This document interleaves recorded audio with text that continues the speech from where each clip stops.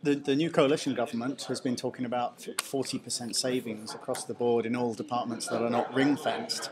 So, and one of the main advantages of this private sector deal here is the cash savings. So are we really looking at a new model of policing? I think we're certainly looking at something that's groundbreaking within British policing at the moment, because no other police force has this sort of partnership with a private sector company where much of our back office functions are really being handed over. And also the investment side, I think, is fairly unusual. I mean, outsourcing of services is one thing, but outsourcing plus an investment, I think, is a way of making savings, but also making sure you improve service. Right. Okay. So, and there's no redundancies in this deal. I mean, all the staff are being transferred to Steria, but the union seems to be unhappy still. They're talking about standards are going to drop, and there's sort of persistent complaints. They feel uncomfortable with this. So, how do you answer the union complaints over this deal?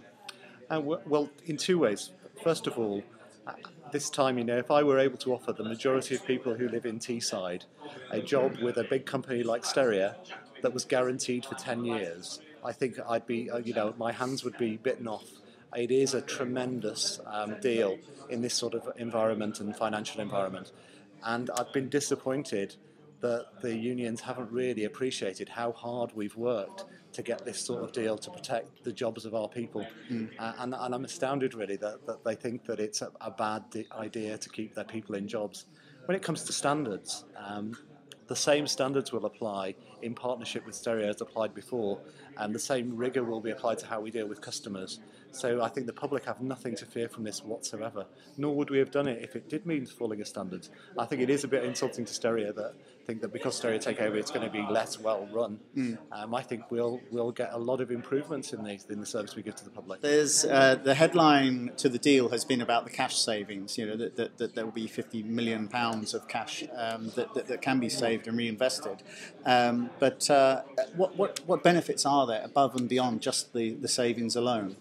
Well, there's the whole refreshment of our infrastructure, the whole refreshment of our technology, actually providing our officers with the sort of information that they need, where they need it out on the street, keeping them visible and out with the public, and really not having officers worrying about what's happening in finance or HR or in the control room, that being dealt with by people who are really expert at doing that, and leaving our police officers and police staff like our PCSOs out on the streets to deliver into the public of Cleveland. So you think that definitely, I mean, the public should support this kind of deal for the future then?